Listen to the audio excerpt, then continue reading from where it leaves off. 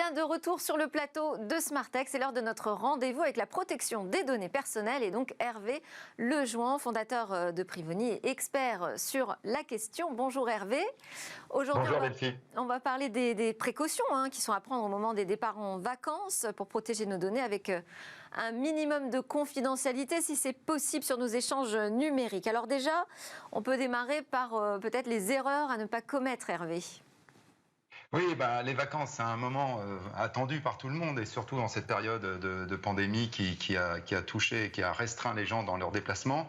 Mais effectivement, on a envie de partager ses plans, envie de dire à ses amis, à sa famille, voilà où je vais. Et en fait, ce sont les choses qu'il faut éviter. Il faut éviter, en fait, surtout sur les réseaux sociaux, de publier, surtout quand c'est des posts publics, de publier des informations sur les lieux où on va aller, la date quand on va y aller, parce qu'effectivement, on va indiquer aux cambrioleurs potentiels qu'on ne sera pas chez soi, et des informations éventuellement sur je vais aller avec telle ou telle personne. Donc toute information concernant des dates de départ, des lieux et éventuellement d'autres personnes, si jamais vous postez ça sur des réseaux sociaux, et puis si jamais vous êtes justement sur Instagram ou YouTube, ou que vous avez des abonnés, il faut vous dire que tous ces abonnés et tout le public va pouvoir accéder à ces informations. Donc il faut vraiment faire attention, de même qu'il faut éviter de poster des photos en temps réel, j'entends, si jamais vous venez d'être en vacances et que vous êtes là, vous donnez une information comme quoi vous n'êtes pas chez vous, parce que vous venez de publier une photo, vous êtes sur la Côte d'Azur, vous êtes au Portugal, en Espagne, ou je ne sais où, et donc à un instant T, vous pourrez partager vos photos au retour, mais sur le moment, il faut faire très très attention. Et le dernier point, c'est les réseaux Wi-Fi publics. Quand on est en vacances, on est des fois dans un club, on va prendre le train, on va prendre l'avion, et ce qui va se passer, c'est qu'on va se connecter au réseau Wi-Fi public, qui est pratique. Et le réseau Wi-Fi public, souvent, ce sont des potentiels problèmes de hacking, et donc de vol de données, parce que c'est moins sécurisé. Donc la recommandation, c'est de rester, si on a une bonne offre avec son opérateur télécom en 4G, en 3G, 4G ou 5G, c'est de rester connecté avec cette offre pour éviter des problèmes potentiels en réseau Wi-Fi public. Oui, public, ça doit tout de suite faire des clignotements. Oui, alors là, on parlait effectivement des erreurs à ne pas commettre qui peuvent avoir des conséquences d'ailleurs dans le monde physique. On a évoqué le cambriolage, c'est pareil. Pas prendre la télé qu'on vient de s'acheter, dernier cri en photo, et puis respecter la confidentialité des gens avec qui nous sommes en vacances. Deuxième point, comment est-ce qu'on peut protéger notre statut et nos données personnelles ? C'est sûr que sur les réseaux sociaux, effectivement, à partir du moment où vous êtes le produit, on vous a demandé, vous êtes enregistré, et puis au fur et à mesure que vous utilisez les réseaux sociaux, on vous a demandé plein d'informations sur vous. Votre date de naissance, votre nom, vos centres d'intérêt, vos passions, encore plus que les centres d'intérêt. Donc en gros, on sait quasiment tout sur vous. Et après, c'est de la visibilité en fait sur ces informations. C'est-à-dire qu'il faut aller dans les paramètres pour être sûr que ces paramètres ne sont pas visibles. Vous allez dans votre compte et dans les paramètres, et il faut mettre ça en compte privé. C'est-à-dire que ça ne va pas être encore une fois public. Votre profil en termes de personnes ne va pas être public. En réalité, vous évitez à des inconnus, en gros, d'avoir accès à vos informations personnelles en rendant ces choses publiques. De même qu'il y a des options sur les photos aussi, où vous pouvez aller régler et les mettre en mode manuel, ou encore une fois, qui ne permettra pas à tout à chacun d'aller accéder à ces informations.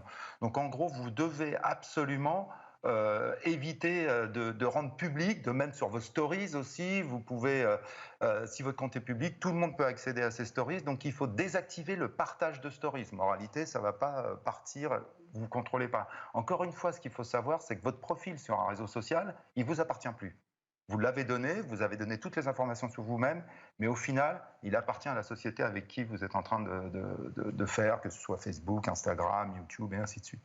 Donc il faut vraiment aller dans les paramètres et protéger ces informations pour ne les partager qu'avec ses proches. Oui, quand on partage sa vie privée, mieux vaut le faire en profil privé. Donc, et au-delà des réseaux sociaux, est-ce qu'il y a d'autres précautions à prendre avant de partir en vacances là ? Oui, il y a des précautions de type la sauvegarde de vos données, par exemple. C'est évident que vous avez, vous avez votre PC, votre Mac, vos tablettes, votre téléphone, et avant de partir en vacances, il est bien de faire des sauvegardes. Alors si vous en faites déjà, tant mieux. Mais pour ceux qui n'en ont pas fait, c'est bien de faire une sauvegarde parce qu'on ne sait pas ce qui peut se passer. Si jamais vous partez avec votre tablette et puis que vous la faites voler ou qu'elle se casse, enfin bref, vous aurez perdu vos données. Alors c'est sûr qu'il y a des sauvegardes dans le cloud, mais il faut idéalement effectivement procéder à des sauvegardes. et parce que ça vous protégera en fait de tout ça. Aussi, il y a des services. Alors, on reparlait un peu du monde physique. Il y a des services quand vous partez en vacances. Il y a un service public qui s'appelle Tranquillité Vacances. Et vous tapez ça sur un moteur de recherche et qui vous permet en fait d'être certain que la gendarmerie, la police vont passer par chez vous pendant la période, vous allez déclarer pendant la période où vous êtes en vacances. Donc ça donne une certaine sécurité pour vous dire que voilà, il va y avoir une surveillance quand même de votre domicile. Et puis il y a les bonnes résolutions habituelles, hein. C'est-à-dire qu'on part en vacances et on se dit bon quand je vais revenir de vacances, effectivement je vais prendre des bonnes résolutions. Et donc si on revient à la protection des données, c'est vrai que si vous n'avez pas encore de gestionnaire de mot de passe, ça peut être une très bonne résolution de vous dire quand je vais rentrer, je vais prendre un gestionnaire de mot de passe, je vais essayer de protéger mes mots de passe. Et de même, l'email, qui est encore une fois une donnée extrêmement sensible, je vais essayer peut-être à minima de me créer un compte poubelle, un nouveau compte qui va me permettre de m'inscrire un peu n'importe où sans que ça pollue ma boîte personnelle, ou alors d'utiliser des alias qui vous permettront effectivement de protéger votre identité.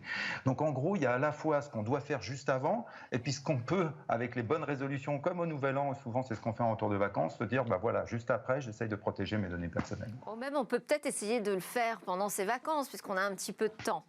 Suggestion. Absolument. Et alors, si on a des enfants qui partent, je sais pas, en colo, par exemple. Alors ça, oui. Alors ça, maintenant que les enfants, et on a vu, on avait fait une rubrique là-dessus, avec des âges maintenant qui sont de plus en plus jeunes, avec des mobiles et des inscriptions sur les réseaux sociaux, c'est évident que s'ils partent en colonie de vacances, idéalement, il faut mettre en place un contrôle parental. Il faut, les opérateurs, il y a tout un tas de services aujourd'hui qui sont proposés par à la fois les opérateurs, mais aussi des services sur Internet.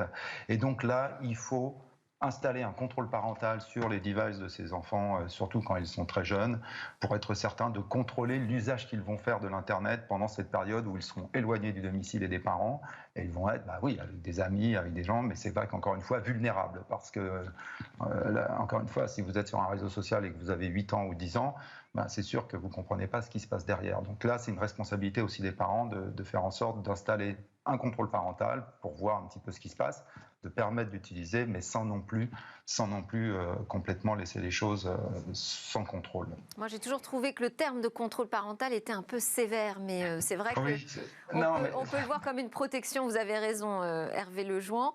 Alors, tout ceci peut sembler être des évidences, mais enfin, c'est pas forcément des choses que l'on applique au quotidien, donc ça fait du bien d'avoir un rappel. Merci encore, Hervé Lejouan. Je vous souhaite d'ailleurs un très bel été, parce que je ne crois pas qu'on se recroisera d'ici là. Je rappelle aussi que vous êtes le fondateur de Privoni, expert en données personnelles. On va enchaîner. Merci à vous. On va enchaîner avec une autre recommandation, celle-ci vient de Cécilia, c'est si on apprenait à déconnecter en jouant.